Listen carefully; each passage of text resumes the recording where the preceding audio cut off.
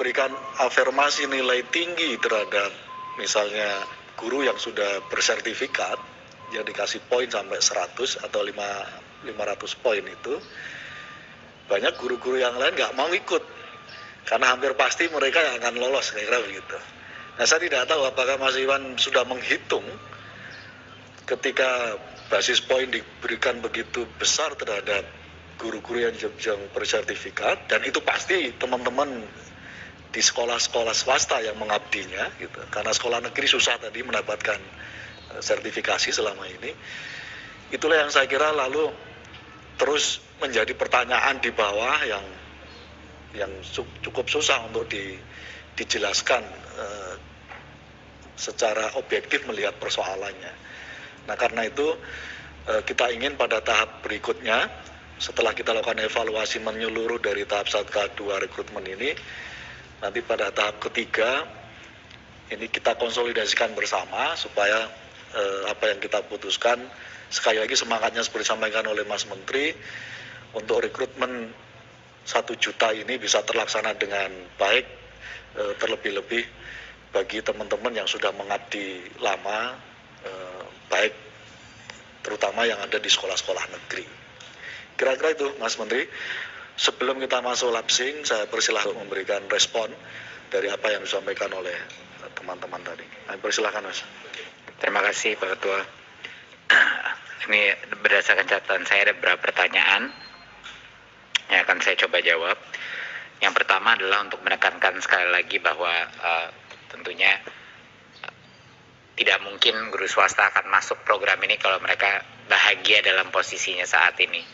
Mereka artinya kalau tidak menerima uang di bawah UMR atau mungkin dia tidak senang, selalu ada motivasi kenapa guru swasta. Dan terus terang patut juga disebut suara dari guru swasta juga yang cukup penting, yang saya rasa belum diutarakan di sini mengenai hak mereka, bukan cuma hak yayasannya sama hak guru negeri honorer, tapi hak dan kebebasan mereka juga untuk mencari kesempatan yang lebih baik juga harus kita hargai.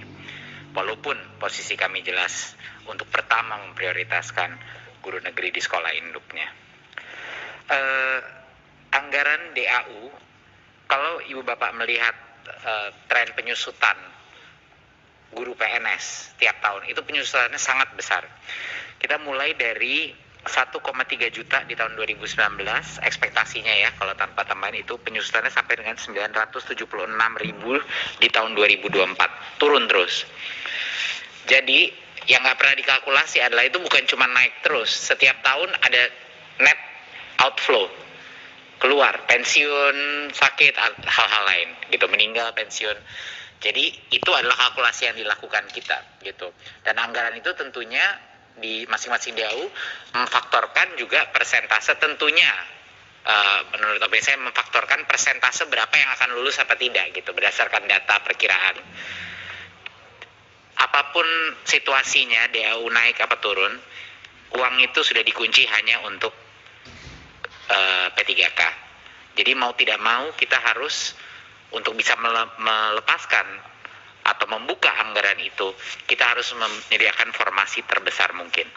Sekarang semua daerah sudah tahu kira-kira berapa persen yang akan lolos tes kita. Jadinya sekarang sudah tidak perlu nebak-nebak lagi. Jadi daerah bisa mengkalkulasikan sendiri, di masing-masing daerah mereka akan melihat, dan tidak ada, benar-benar tidak ada alasan ekonomik untuk tidak memastikan 100% formasi sekarang. Atau enggak uangnya rugi, nuk aja terus di dalam DAU gitu, nggak bisa digunakan untuk yang lain.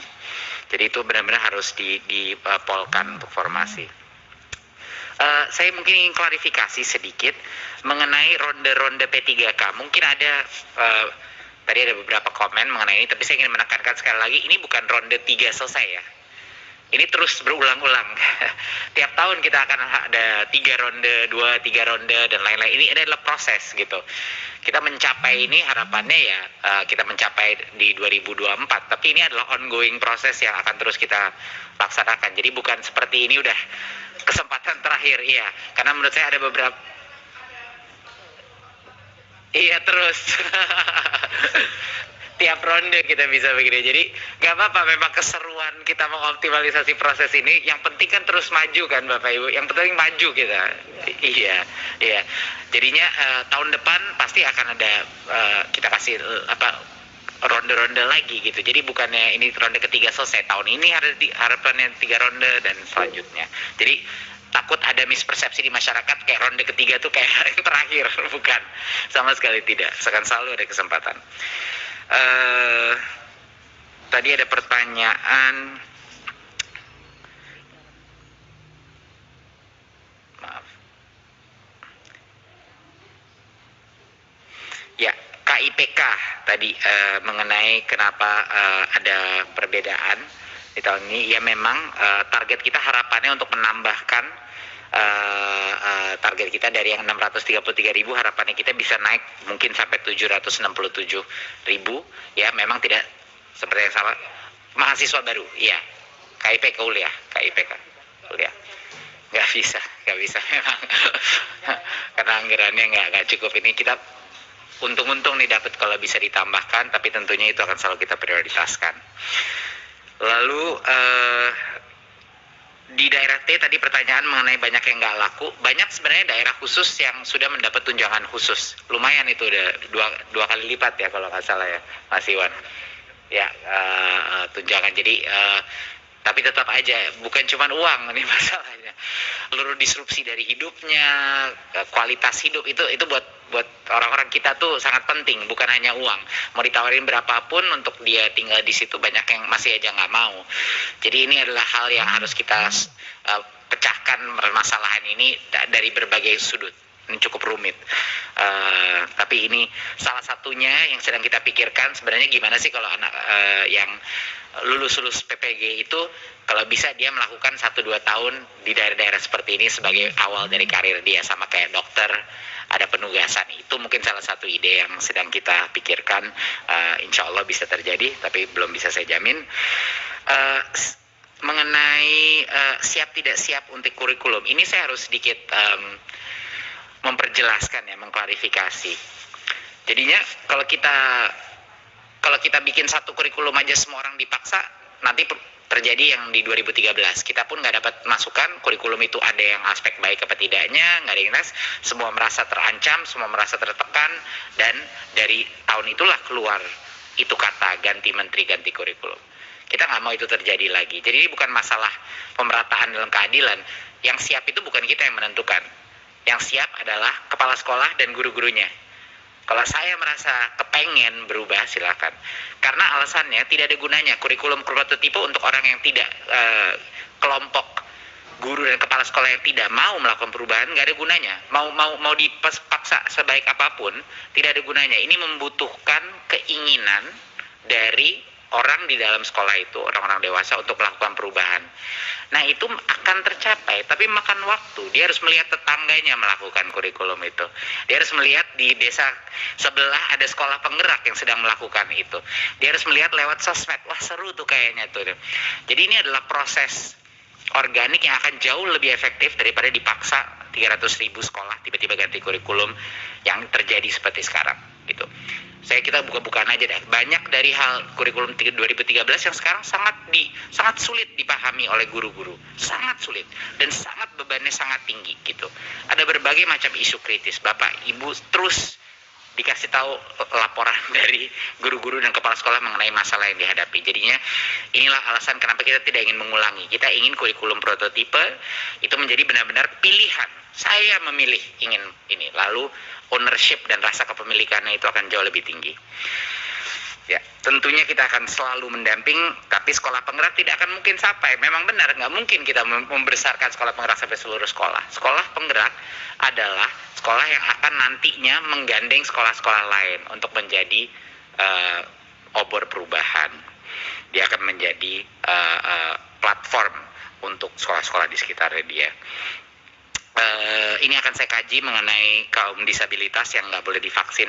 Itu satu hal yang baru saya tangkap hari ini. Itu akan kita investigasi. Dan permen mengenai yang umur 60 itu sudah diubah dan sudah tidak ada lagi ya yang 60 anak tidak mendapat BOS. Itu sudah saya kira semuanya sudah tahu itu. Kemarin di Rapker sebelumnya waktu itu kita sudah mengumumkan bahwa itu tidak jadi. Oh iya, itu sudah enggak ya. Jadi sejak Rapker yang dulu saya sudah umumkan. Itu udah tidak ada lagi, udah kita ubah. Nggak akan kita exclude yang di bawah 60 anak untuk nggak dapat BOS. Mohon bisa dikomunikasikan, jadi tidak perlu panik. Untuk TIK itu sebenarnya ada anggarannya sangat besar, 3,1 triliun, tapi bukan di kementerian. Angka itu dibagu di DAK Fisik. DAK Fisik, itu alasannya. Jadi bukan di sini. Tapi di kementerian ada sekitar harapannya dengan tambahannya kita akan sekitar 468 M. Ya, tapi yang besar sekali 3,12 T itu di DAK Fisik yang sudah dialokasi. Jadinya insya Allah pada teman-teman pada dapat laptop. Ini laptop, proyektor, wifi router. Ini memang tahun ini tahun terbesar kita melakukan distribusi massal tapi lewat DAK Fisik ya. Sekolah penggerak elitis, ini bisa langsung saya respon ini. Pasti belum berkunjung ke beberapa sekolah penggerak kalau mengira sekolah penggerak itu elitis.